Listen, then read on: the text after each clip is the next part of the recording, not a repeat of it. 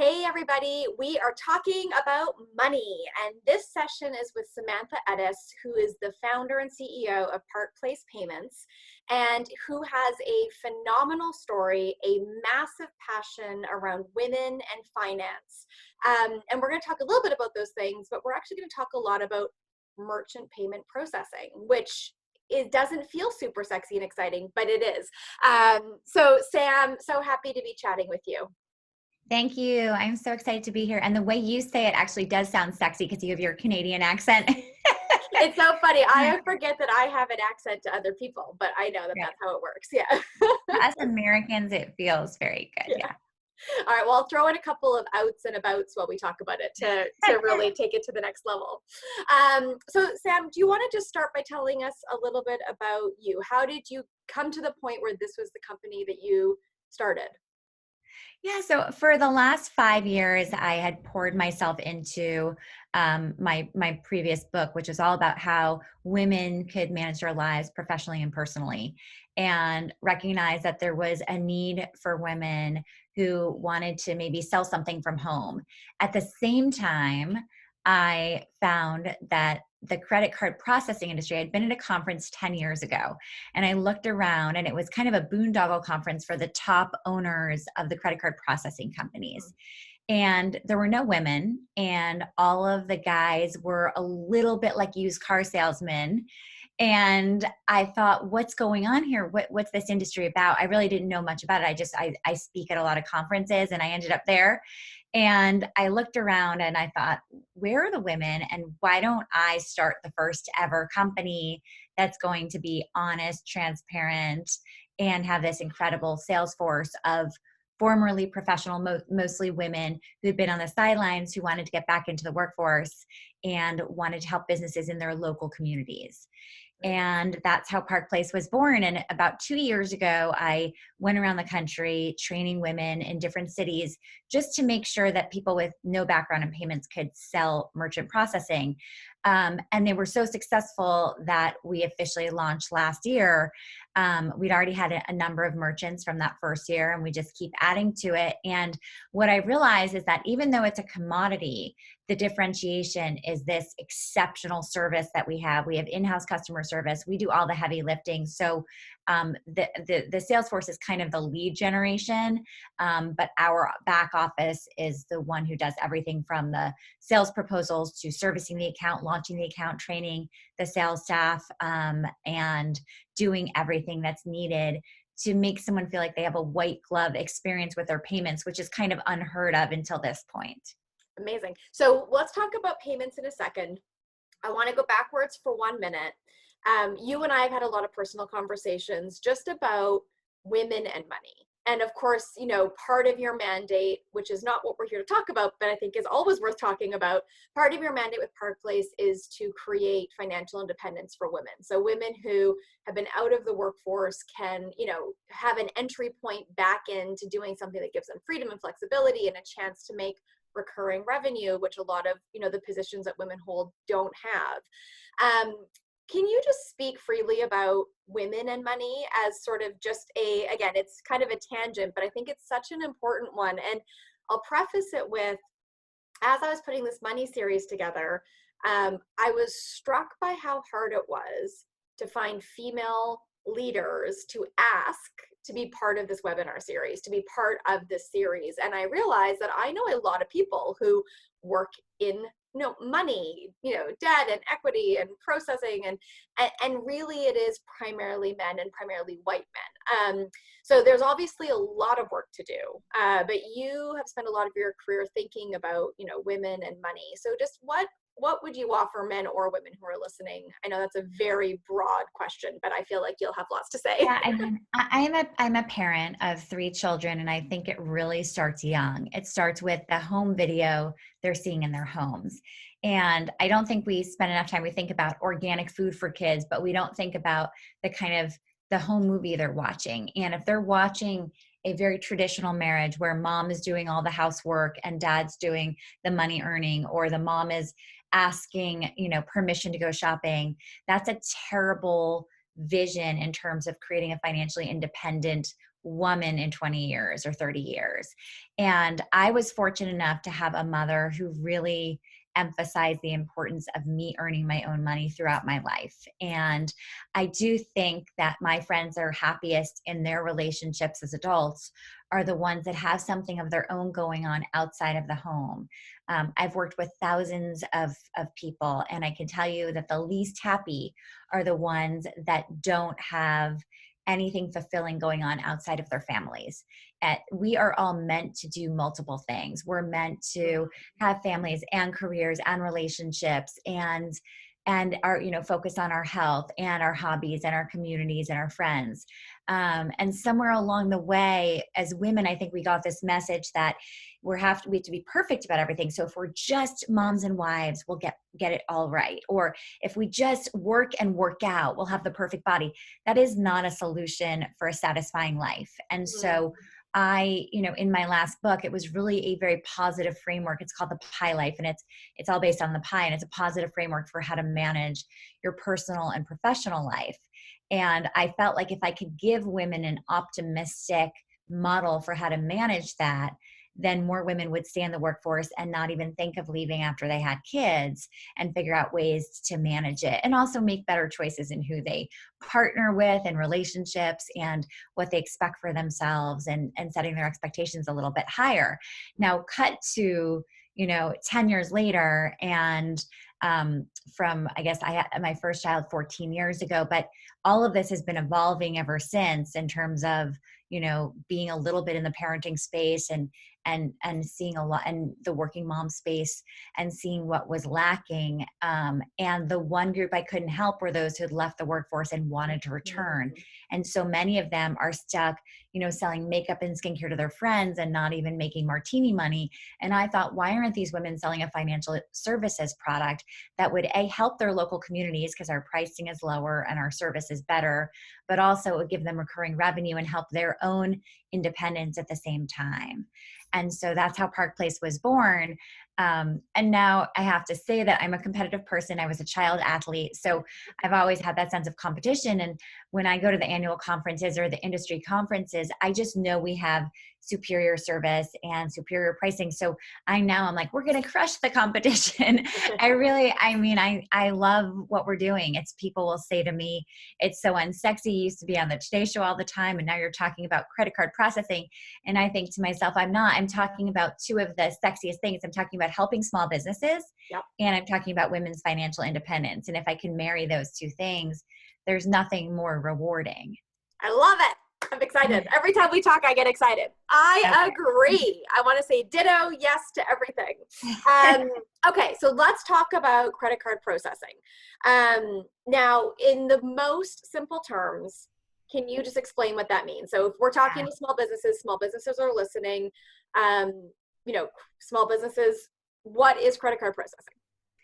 So every business, whether it's a hair salon or a yoga studio or a restaurant or a sports stadium, has to have this intermediary between American Express, MasterCard, and Visa and their business. That intermediary is selling them credit card processing. And right now, the intermediary, as you mentioned, is 30,000 white men that are kind of haggling. So if you and I have stores on the same block, they'll say, Carissa, I bet, would be willing to pay 3.2%. But I think I could get Sam to pay 3.6%. And even though they're selling us the same exact product. And so it's functioned like used car sales for so long that that's kind of accepted.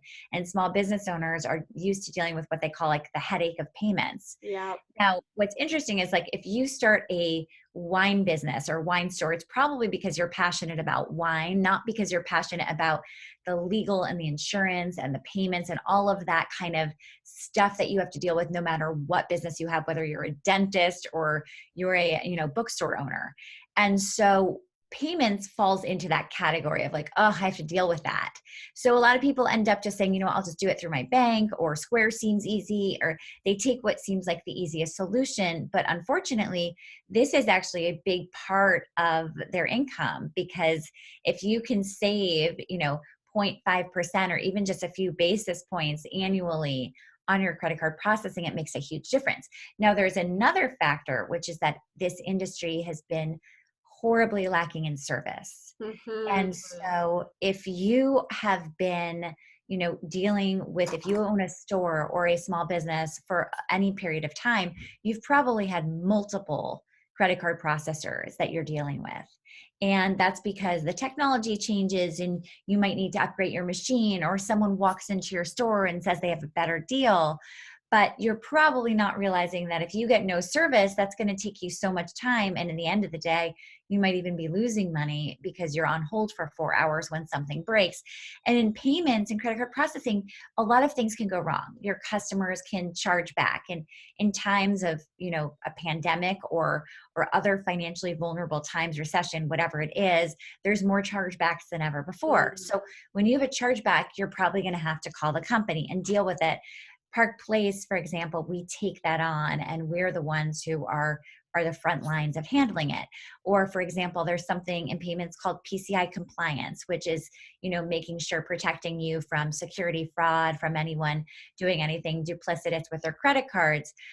Every business has to be PCI compliant every year. It's a headache. You have to be on the phone answering very technical questions you might not know the answers to. So a lot of credit card processors purposely let their clients, their small business clients, lapse in Hmm. PCI compliance, and then they get charged, a $65 fee every month. And so the credit card processor collects on that, and they're kind of psyched about it. At Park Place, a couple months ahead of time, we have, we know exactly who's about to be non-compliant, and so we walk them through it. We never let any of our clients become non-compliant, and so we're trying to apply this white glove customer service to an industry that's never had any before. So it's just giving everyone a very different experience, the small business owner. Now, the other side of the coin is that if you think about it, when you have a purchase, if a customer is coming in to purchase an item from you, whether it's a meal or a new pair of jeans or or hair coloring, that experience when they're paying, that's a very emotional experience Hmm. for a customer, Yep. because everyone has a complicated relationship with money. And so you want to make that personal part of the experience, that very emotional Hmm. part of the experience, as seamless as possible for your customers. So an example of that is, post COVID, no one wants someone to take their credit card. No one wants to have to touch a machine or sign anything. That. So suddenly every small business needs to become contactless. They need to accept Apple Pay and Google Pay. So that means they need to upgrade their machines. So at Park Place, we're the ones who are going in and making a recommendation for their technology and their service and their pricing. So what we've done, we came up with something that nobody else does called the payment checkup. And so Hmm. what we offer small businesses for free is a payment checkup. Just like your body needs a checkup, your business needs a payment checkup. And we compare your current pricing, service, and technology to Hmm. what we offer at Park Place, and then you can decide if it makes sense to switch. Now, I will say, I don't think anyone else does this, but 10% of the time we go back to the small business owner and say, you know what, you have a very good setup. You have a great relationship with your provider. You have great service. You have a very good rate. We recommend you stick with what you have. Right. So I feel like we can't stand behind the payment checkup if we're not doing that at least 10% of the time, because it would seem so disingenuous that we're going to make a recommendation and 100% of the time you have Yes. to Yeah. switch. That doesn't seem honest. And we're trying to apply a layer of honesty that hasn't been there before. So it's so funny. This is like whenever I do these things, I end up being a bad host because I actually just have so many questions and I just want to talk about the topic. So That makes you a good host. I actually literally have questions for you. Okay. So as you were talking, I was thinking to myself, I was thinking about our own payment processor, right? So we'll do the payment checkup. Would you say that the factors to consider as you're thinking about your payment processor would be, I think certainly the service is a big thing. To your point, our processor gives zero service, literally zero is being generous. Factors around compliance, making sure that the processor you're using is compliant or helping you be compliant. Obviously the fees, trying to get the most affordable fees so that your costs are down. Right. The ability for sort of personalization, meaning, if there's any ways to customize the receipt that sends, or, the way that, the customer experience of it, using it, and then the technology itself, right? How it interacts with the hardware in your store or the online store you have if you're an online business, or the technology you have if you're a software company. Are those, would you say that those are the right 5 things? Would you be looking at something else? How would you adjust No, that? that's actually, yeah. I mean, you even said more than I usually say. I usually put it in 3 buckets, which is like pricing, service, technology. Yeah, But absolutely, it's the full package experience that you're having with this part of the business. That if you're running a successful business, you don't want to have to be thinking about payments. So it's kind of like, if you're not a large business and you have an attorney, you clearly don't have an in-house attorney. right. But if you have a very trusting relationship with your attorney, they can almost feel like your partner. If you know, if you have a legal issue, you can just call your attorney. That's what we all aspire to have. Most of us don't, but that's what you aspire to have. That's what we want to be for payments. Anytime anything has relating to payments comes up, you don't even have to think about it. You're putting it with the payment company that you're partnering with. Now, that relationship doesn't usually exist in this industry, but that's what we're trying to change. So, people say, isn't it a commodity? And absolutely, it's a commodity. In fact, almost all of the products they're so similar. So the only differentiator is your experience as a merchant, as a small business. What is that experience going to be like? If you own a medical practice and you lose your office manager for 10 hours because they're trying to solve a payments problem, you have just lost an outrageous amount of money. So those are the kinds of things that we try to get our customers to think about. Awesome. So I feel like probably it's true that the most commonly used processor for small businesses would be directly through their bank, or maybe someone like Square or Stripe. Is that probably true? Is that sort of like the big giants that are out there in the world right now? It's a very fragmented industry. Okay. So I would say it's impossible for me to say, oh, they're all using this, because they're just not. Right. There's thousands of them. Okay. However, let's talk about some of the ones you mentioned, because Yeah, it's a great question. please. So when you go through your bank, almost there is no bank that does direct credit card processing. So they're using a third party. Right. They're Right. using this middleman. So almost always, if we do a payment checkup against one of the banks, I'm not going to name a bank Uh-huh. specifically, 'cause I'll get Yeah. in trouble. But Yeah. if we do a payment checkup against one of the banks, I would bet 99.9% of the time we're significantly lower in price than the Okay. bank is. So we love those payment checkups, because almost always charging an exorbitant fee, because there's too many people that are digging Trying to into the share in pot. that money. Yeah, Right. exactly. In terms of Stripe and Square, I personally think they've been wonderful for our business, because whereas before you would go to a dinner party, and well, when people used to go to dinner parties, Yeah, I know. you'd go to a dinner party and you'd say, okay, what do you do? And someone would say you're in credit card processing. People would look at you like, what is that? Right.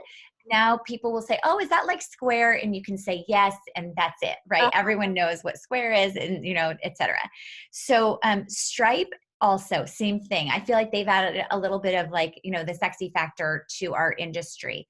Now Stripe is only online payments. Right. So I always say, like, Stripe is perfect if you are a business that has in-house developers. Yeah. If you don't, you probably don't want to use Stripe, for price reasons and Simplicity complicated reasons as service well. reasons. Yeah. They do not have live customer service. It's all online. And when you are a small business owner, that is your worst nightmare, Yeah. because you don't want to not be able to get someone on the phone when something's wrong.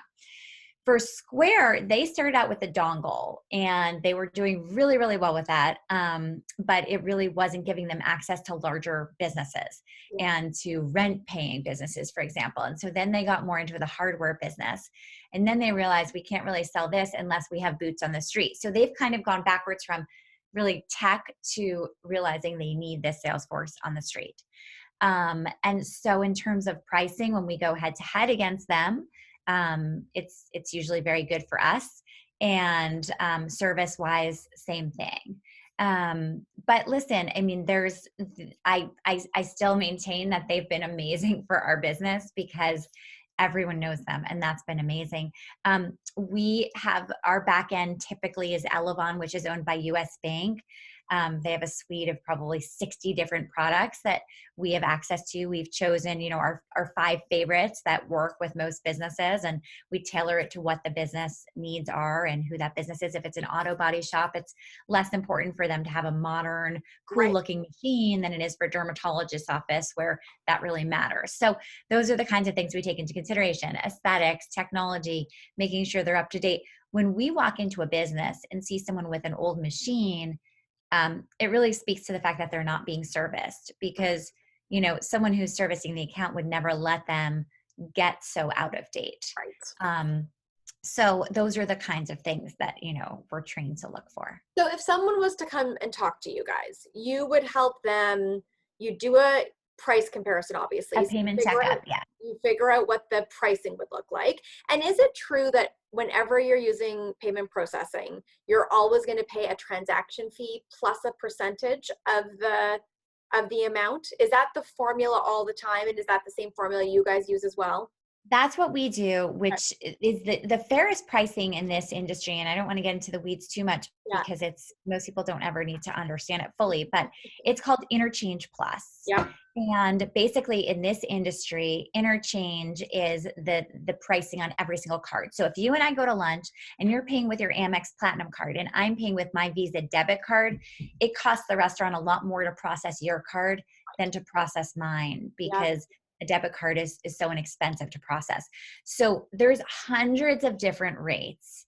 And each of these rates is based on what that rewards program is, et cetera.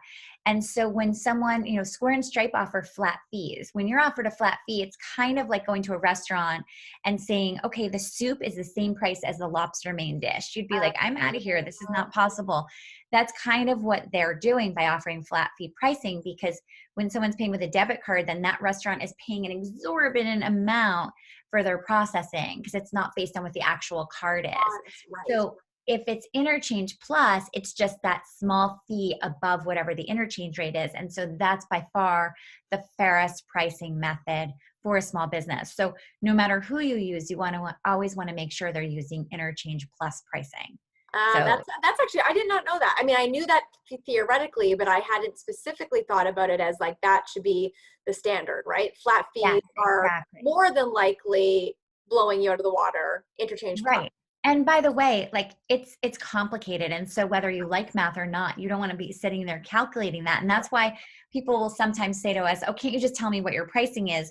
And I would say, like, until I see your cocktail of cards and know that 40% are Visa and 10% are Amex, and we know exactly which cards you're using, we can't do an effective pricing analysis. And that is frustrating for some people, because if you don't understand interchange rates, you're like, why not? Square tells me exactly what it is. And of course they do, because it's a flat fee. So it's really easy to understand. And as a small business owner, you can kind of understand the appeal of that too, right? I charge $100 and I know I'm paying 2.85% in credit card fees. And I like things I can understand and that are very digestible. Unfortunately, the way this industry was constructed, it's not like that. And so it becomes frustrating sometimes for people when they're like, why can't we just get I just want to know the rate is. And this is an industry where it's just not like that. And by the way, that's what leads to so much sort of illicit and terrible activity in this industry, right? Because it allows business owners to be prey to so much kind of swindling and just unfair pricing practices, because the statements are complicated. Right. And so because of that, people will be like, oh, I know my guy's giving me a fair rate. That's what they always say. And you're like, okay, good. Let's just make sure, Right. Well, it's interesting. Oftentimes, one of the things that I'm always amazed by is that when I ask a business owner, and I say this with love and respect because most business owners don't want to talk about things like this, right? They want to talk about the thing that they do. But usually whenever we start trying to force the conversation around money, right, eyes glaze over, and there really is this disconnect between, the idea that a business is supposed to make money, right? A business is supposed to generate revenue, build a profit, not in, an old school patriarchal capitalist way, but that's the point of business. But I think that there is so much stuff, and this is a whole different conversation. This is like a psychology and an emotion conversation, but there's so much stuff tied up in money for business owners that I think oftentimes we do choose the path of least resistance. Okay, well, if that sounds easy, let me do that. Okay, well, if that's going to cost that much money, sure. Okay, that guy's in front of me, I'll do it. But I really believe that the more a business owner understands their finances deeply, takes control of every little aspect of them, I do believe that has a direct impact on success, actually, because I think it's as much a mentality as it is an outcome, right? Knowing what you're actually paying for your credit card processing is actually a mentality as much as it's a tactic, right? That's such an interesting point because it really it does, and I understand this as an entrepreneur, right? You are making so many decisions every totally, day that we have decision fatigue and we're just like totally. exhausted. And if you can say like, you know what, take that off my plate, you'll do it sometimes just because the decisions have worn you out, right? But it is true that as a small business owner, when you understand one part of the business that you didn't understand yesterday, there is a confidence in that. And so it is easy to be like Scarlett O'Hara, I'll think of that tomorrow, and I don't want to be bothered by that today. And I relate to that because there are so many decisions, your energy is in so many different places, and it's difficult to know sometimes where to put that energy. And sometimes when something seems easy, let's just take the easy route because then I can focus more on this area.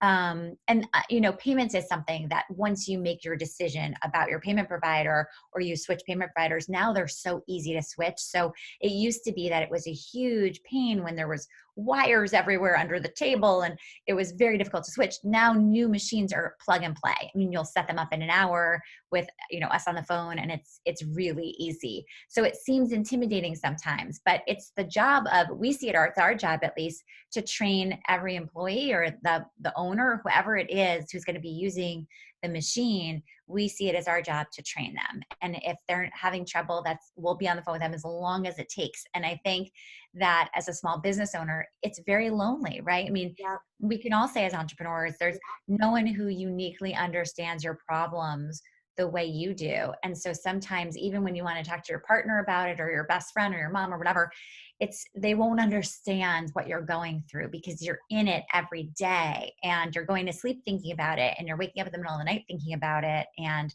it can be very difficult. And so I think building your team around you is critically important, whether it's, you know, knowing your insurance person and those things that are kind of like the icky parts of being an entrepreneur that, you know, you didn't get into it because of your love of, you know, negotiating your medical insurance. right. You know, it's true. If I think about it, probably some of the relationships that have been the most helpful to me in my business have been when I finally found a great accountant, when I finally found a lawyer I really felt believed in me and was there to protect me. You know, I think that could be true for payment processing, right? When you find the person who represents you and that you trust to do the thing that you don't really want to do, that's actually bliss, right? That's really incredible. So And I true. love that. I think you're really genuinely trying to offer that for small businesses. Okay, so this is my last question. Actually, I have two more, but the second last question. Um, so you alluded to this, but how painful is it to switch payment processing, right? So if I'm sitting here thinking, okay, this sounds good. I love that this is run by a woman. She seems to actually care about me. I'm going to get service. I could save some money. This is exciting, but like it really feels like this is going to be difficult. How hard is it to make the switch? Let's say that you do the payment checkup. They can get better rates with you guys. Then what? So you do the payment checkup, you see the comparison, you see, okay, I want to switch to Park Place payments. And then you fill out a pre-app, which is a very simple form, and you submit it to us. And then we do the application. If there's anything missing, we'll get back to you, see what we need. We need a voided check and a copy of your driver's license, and that's it. And typically that will get us straight through underwriting. And especially if you've been in business for a while, go through underwriting, and then we get approved and we ship out your terminal. And if it's online, we can set you up in a day without shipping it, obviously. If it's not an online business, we just ship out the terminal and we know exactly when it's tracked to be there. And we will be on the phone with you as you plug it in. We will get you launched, set up. We'll do a test transaction, make sure it's working. Anyone in your office that needs to be trained or anyone in your store that needs to be trained, we do that for you. And then it's off to the races. And then we'll check in with you the next day, make sure everything's going smoothly. And anytime you have a problem, you just contact us. So I would say that from start to finish, if you today decided you needed to switch, we can get you set up within 3 days max. Amazing. So it goes very fast. Usually we can get people through the underwriting process in 24 hours. And then we can always overnight a terminal. It's very simple. Okay. So Awesome. it used to be a lot more complicated. And now because the industry's changed so much and the technology is kept up, it's a lot easier than it ever was before. Amazing. I want to just touch on one thing just because again, and then I do have my last question, which will be an easy one. Um, when we were talking about the account managers and the idea of bringing women back into the workforce, right? You talked about the power of those women benefiting from making recurring income, right? Selling something once and then making recurring income, right? And I'm a big believer that whenever a business owner can find recurring income streams, that is the most powerful way to build a business.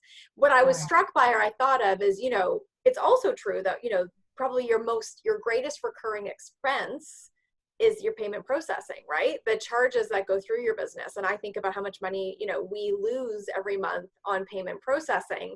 And the bigger my business goes, right, the bigger I'll lose, because that expense goes with my revenue. And so really, if you think about it very logically, or I'll say this to the businesses that are listening, right, like actually thinking about this, actually trying to reduce that recurring payment, that payment that happens on every single dollar you will ever make, is probably one of the best things to spend energy on, honestly, as a cost saving, because it has such a dramatic impact, because that expense goes with you with your revenue, right? It's not finite. It's not fixed. It grows with your business. There was one of our clients had been with her bank for 25 years. She owns a gift store, and we did a payment checkup for her. She was certain she has a great relationship with the bank. She's all set. And we did a payment checkup for her, and we were saving her $13,000 a year. And she said, I have to say, this is $13,000 that is straight going into my pocket. This is my vacation money for my family every year. Like, this is going to change our lives. And I think it's that what we don't realize is like, that's actually part of like the take home, right? It's like, there's such small margins when you own a small business. And so if we can dig into that, that's a huge deal. Yeah, one of my business advisors would always say that, right? You've got to make a lot of revenue to make an extra $100. But if you just don't spend $100 on something, you've made $100, right? And so cost management is oftentimes the least sexy thing to look at, but actually can have the biggest impact on profit, which ultimately, we teach at Silver Lining, profit is more important than revenue, right? Don't get so caught up in revenue, right? I'd rather have a business that makes $7,000 a year in profit, than 7,000 in revenue with no profit, right? So it's better to have a profitable business than just focusing on the top line all the time. Absolutely. Okay, last question. Is there just a resource or a website, a book that you've found really helpful to sort of help small businesses think about money, or that has helped you on your journey with money or relationship with money, either practical, emotional, just something that you think is a good resource? There's a couple of podcasts I love about money, and especially about women in money. One is Farnoosh Torabi's So Money podcast. And the other is Bobby Rebel Kaufman. She used to be the financial reporter for Reuters, and her podcast is called Financial Grown Up. But anyway, both of those podcasts are great. I definitely think that the more you read and the more you educate yourself, the stronger you become, whether it's reading Inc. magazine or reading the Washington Post every day. I mean, I'm a huge believer that reading about industries that are not yours is actually an incredible way to educate yourself. So I'm a voracious reader. I just read an incredible book called Angel that was about angel investing, that I just learned a ton from. So I'm always asking everyone what they're reading, because I'm a voracious reader. I'm always reading a novel at all times, because I personally feel like if I'm exercising that creative part of my brain, it makes me better in my business. So people always say, you're the busiest person, how do you make time to read? And I see it as just a big part of my life. Like, I always make time for a book. So me too. I love it. My dream is literally just an entire room, like my own personal library of all the books that I've read, and just like sitting in that and working. That would be like dream. I love it. I love books. It's my favorite. They're my favorite thing. Yeah. All right, Sam, this was wonderful. You have managed to make payment processing interesting and like kind of compelling, something I want to think more about, which is, I think, a hard thing to say. So, and I will say, just as a woman, it's not anti-man. It's just so great that I think women are starting to make inroads in industries that have been so historically male. And I think, for all entrepreneurs, it makes sense to support that shift. So I think it's great. Thank you. Yeah. Thank you so much for having me, Carissa. Pleasure.